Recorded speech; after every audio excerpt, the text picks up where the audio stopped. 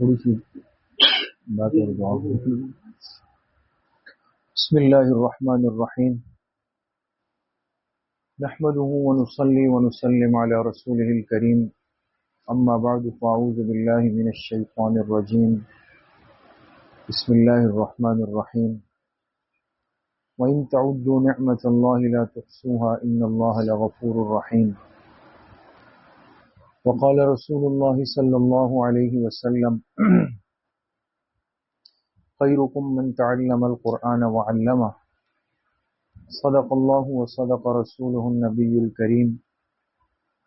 اللهم صل على سيدنا ومولانا محمد وعلى آل سيدنا ومولانا محمد وبارك وسلم. اللہ رب العزت کا بہت بڑا کرم اور احسان ہے کہ اللہ پاک کے اس پاکیزہ کلام کی تکمیل کی نسبت سے اور اس کی اختتامی دعا کی نسبت سے ہم سب آج کی اس مجلس میں جمع ہیں. اللہ پاک ہم سب کی اس حاضری کو اپنی بارگاہ میں قبول فرمائے. اور اس موقع پر چونکہ اللہ پاک کی خاص رحمتیں آسمان سے اترتی ہیں، قرآن کریم کی ایک ایک آیت کے اندر اتنی برکت ہے اور اتنی طاقت ہے کہ جس کو ہم سوچ بھی نہیں سکتے. ایک آیت جناب نبی کریم صلی اللہ علیہ وسلم نے اگر کسی کے سامنے پڑھی تو کتنے حضرات ایسے تھے کہ وہ کفر چھوڑ کر ایمان کے اندر داخل ہوئے.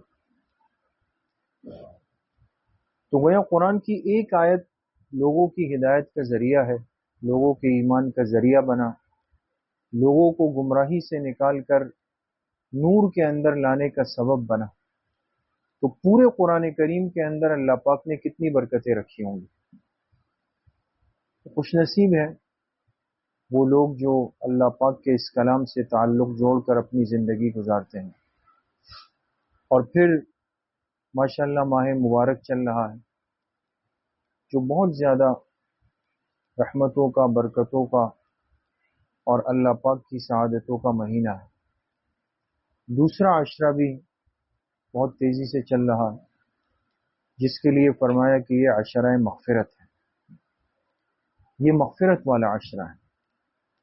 اس مغفرت والے عشرے میں اگر ہم قرآن پاک کی تکمیل کر لیں اور اللہ پاک سے مانگ لیں تو یقیناً اللہ پاک کی ذات سے قوی امید ہے کہ اللہ کی رحمت ویسے ہی جوش میں ہے، اللہ کی رحمت عروج پر ہے. اللہ پاک کی طرف سے خود ایک منادی اعلان کرتا ہے یا باغی الخیر اقبل و یا باغی الشر ادبر، کہ ایک منادی ہر رمضان کی ہر رات کے اندر اعلان کرتا ہے اے خیر کے طلبگار اور آگے آ جا، آگے بڑھ جا. اور پھر کہتا ہے یا باغی الشر ادبر، اور اے شر کے طلبگار تو پیچھے ہو جا، تو پیچھے ہٹ جا. تو خیر کی دعوت ہر رات کے اندر چلتی ہے. تو سب چیزیں خیر کی جمع ہے. الحمدللہ آج رمضان بھی ہے، رات بھی ہے، مغفرت کا عشرہ بھی ہے، تراویح بھی مکمل ہوئی. پھر تراویح کے اندر اللہ پاک کا پاکیزہ کلام بھی مکمل طور پہ پڑھا گیا اور اس کو سنا گیا. تو اس پر ہم اللہ پاک کا جتنا شکر ادا کریں وہ کم ہے.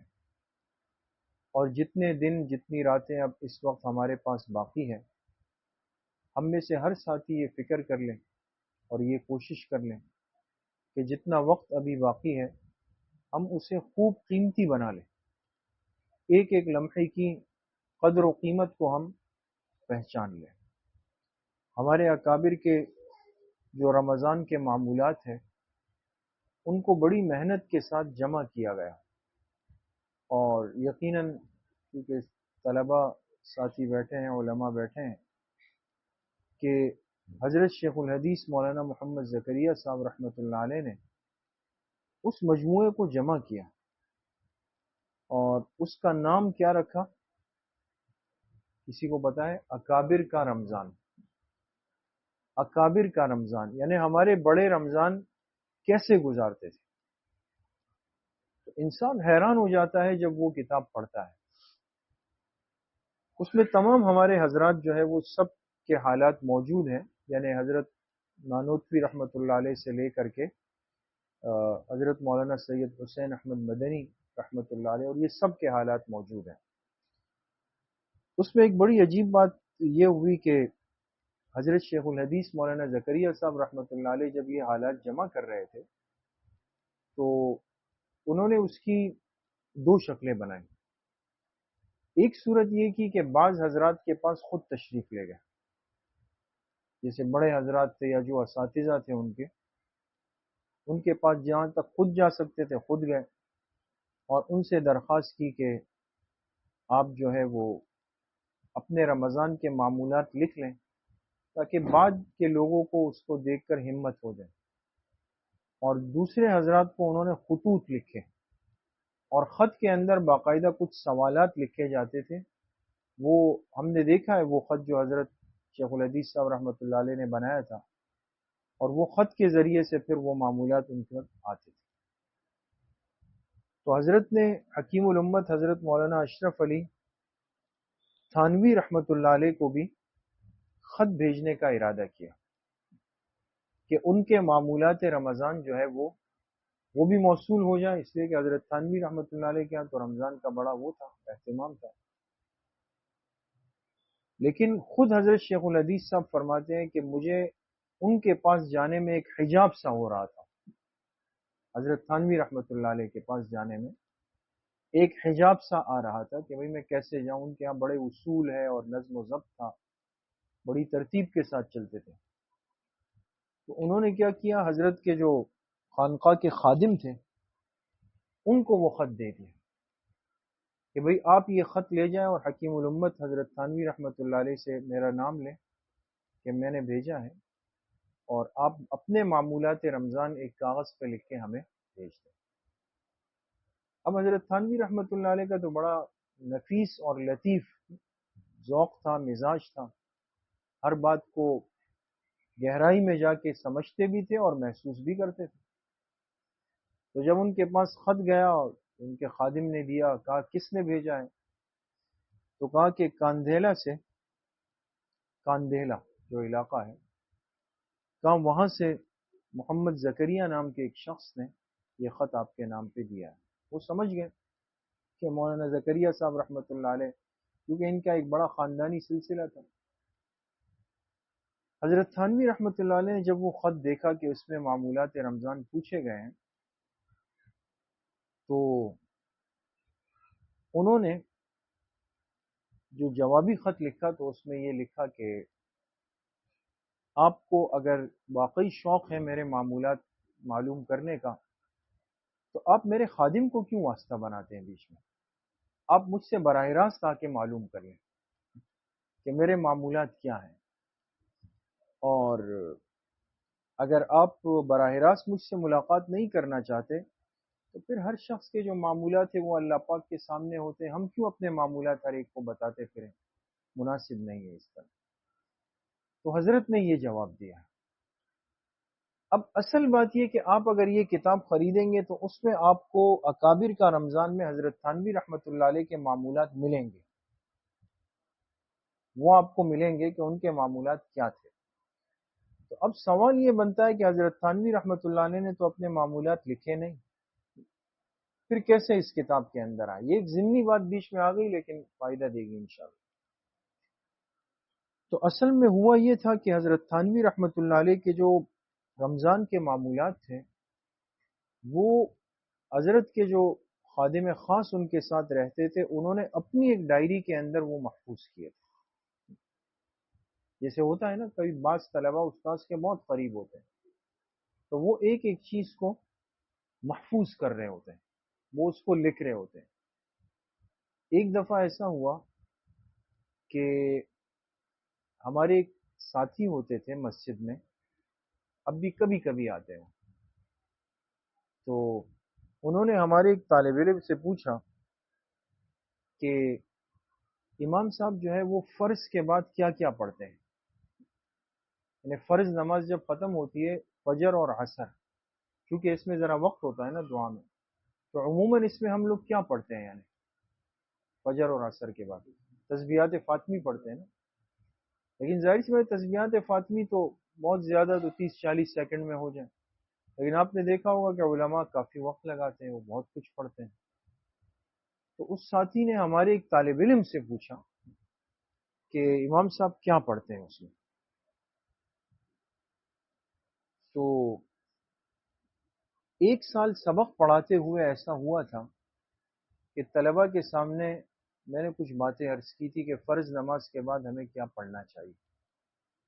اس طالب علم نے وہ چیز کاپی میں محفوظ کی تھی، اس ساتھی نے اس طالب علم سے وہ کاپی لی اور پھر اس معمولات کو اپنے لیے محفوظ کیا، اور پھر ایک دن آ کے مجھے اس میں سے ایک بات سمجھنے کے لیے دکھائی کہ اس کا یہ آپ کتنی دفعہ پڑھتے ہیں اور کیا، تو مجھے حضرت تھانوی رحمۃ اللہ علیہ کی وہ چیز اس دن سمجھ آ گئی کہ بہت ساری چیزیں اس طرح بھی منتقل ہو جاتی ہیں۔ تو آج اللہ کا شکر ہے کہ اکابر کے معمولات ہمارے پاس محفوظ ہیں۔ تو بات لمبی ہو گئی، میں بس اتنی بات عرض کروں گا کہ ہر ساتھی ہم میں سے، اور تقریباً ساتھی ماشاءاللہ اس وقت جو بیٹھے ہیں وہ تراویح سے فارغ ہو چکے ہیں ماشاءاللہ، ہمارا تو چل رہا ہے، تقریباً ساتھی تو ماشاءاللہ فارغ ہو گئے ہیں الحمدللہ۔ تو اگر کسی کے پاس یہ کتاب ہے تو بہت اچھی بات ہے، وہ اس کو لازمی جتنے دن باقی ہے ایک ایک دو دو صفحہ یا ایک ایک اکابر میں سے ایک ایک فرد کے حالات اور معمولات پڑھیں، اور جن کے پاس نہیں ہے تو چھوٹا سا کتابچہ ہے 80-90 روپے کا، وہ اس کو لے لیں، لیکن یہ کہ آپ کا رمضان بہت قیمتی ہو جائے گا۔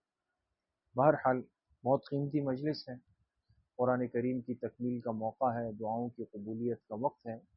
اللہ پاک اس تکمیل قرآن کو اپنی بارگاہ میں قبول فرمائے اور اس کی تمام برکتیں اللہ ہم سب کو نصیب فرمائے۔ وآخر دعوانا ان الحمد للہ رب العالمین۔ الحمد للہ رب العالمین والصلاة والسلام علی سید الانبیاء والمرسلین سیدنا و مولانا محمد وآلہ وصحبہ اجمعین۔ یا اللہ یا ارحم الراحمین، ہمارے صغیرہ کبیرہ ظاہراً باطناً ہر طرح کے گناہوں کو معاف فرما دیں۔ یا اللہ جو قرآن کریم تراویح میں مکمل ہوا اسے اپنی بارگاہ میں قبول و منظور فرما دیں۔ یا اللہ اگر اس کے پڑھنے میں ہم سے کوئی کمی کوتاہی لغزش ہوئی ہے یا اللہ اسے معاف فرما دیں۔ یا اللہ اس قرآن کی برکتیں ہمارے ان دونوں احباب کو، تینوں احباب کو، ان کے سامعین کو، ان کے والدین کو، ان کے اہل خانہ کو، ان کے بچوں کو، ان کے خاندان کو، اور یا اللہ آج کی مجلس میں جو ہم سب آئے ہیں آپ کے سامنے ہاتھ اٹھائے ہیں، یا اللہ ہم سب کو کامل درجے میں نصیب فرما۔ یا اللہ اس قرآن کی برکت سے ہم میں سے کسی کو بھی محروم نہ فرما۔ یا اللہ اس کی برکتیں، سعادتیں، وسعتیں، راحتیں، نعمتیں اپنی شان کے مطابق ہمیں پوری زندگی نصیب فرما۔ اور یا اللہ ہم جب قیامت کے میدان میں آپ کے پاس آئیں تو اس قرآن کریم کو ہمارے حق میں ہمارا سفارشی بنا۔ یا اللہ اس کی سفارش ہمارے حق میں قبول فرما۔ یا اللہ حضور علیہ السلام کی شفاعت خاصہ ہم سب کو نصیب فرما۔ قیامت کے دن یا اللہ آپ کی معیت میں، آپ کی رفاقت میں، یا اللہ آپ کے لواء الحمد کے نیچے آپ کے صحابہ اکرام، اہل بیت عظام، اولیاء اللہ، ان کی معیت میں یا اللہ ہم سب کو جنت الفردوس میں اول وہلہ میں داخلہ نصیب فرما۔ یا اللہ بلا حساب و کتاب جنت الفردوس نصیب فرما۔ اپنے عرش کا سایہ یا اللہ ہم سب کو نصیب فرما۔ حساب کتاب کی سختی سے یا اللہ ہم سب کو محفوظ فرما۔ یا اللہ ہم سے اپنی رضامندی کا اعلان فرما۔ یا اللہ ہمیں موت کی سختی سے محفوظ فرما۔ یا اللہ ایمان والی زندگی اور کلمے والی موت ہم سب کو نصیب فرما۔ ہمارے حضرت مفتی صاحب نور اللہ مرقدہ کی کامل اور مکمل مغفرت فرما۔ یا اللہ ان کی قبر کو جنت کا باغیچہ بنا۔ یا اللہ ہمارے والدین، اساتذہ اکرام، دوست، احباب، رشتہ دار، اعزاء، اقارب، پوری امت مسلمہ کے مرحومین کی یا اللہ کامل و مکمل مغفرت فرما۔ یا اللہ ہمارے اہل حق علماء کی، اکابر علماء دیوبند کی یا اللہ حفاظت فرما۔ یا اللہ ہر دن کسی نہ کسی عالم کی شہادت کی خبریں آتی ہے، یا اللہ وہ تو کامیاب ہو گئے لیکن ہمارے لیے فتنوں کے دور کا آغاز ہوتا ہے۔ یا اللہ تمام اکابر علماء حق کی ہر جانب سے حفاظت فرما۔ یا اللہ جو ظالم بدبخت علماء مساجد مدارس مکاتب کے پیچھے لگے ہیں، یا اللہ ایسے بدبختوں کو چن چن کر ہلاک فرما، یا اللہ ہم سب کی حفاظت فرما، ہم سب کا خاتمہ بالایمان و بالخیر نصیب فرما، ہماری دعاؤں کو اپنے فضل و کرم سے، فضل و رحمت سے اپنی بارگاہ میں قبول و منظور فرما۔ وصلی اللہ وسلم علی نبینا محمد وآلہ وصحبہ اجمعین۔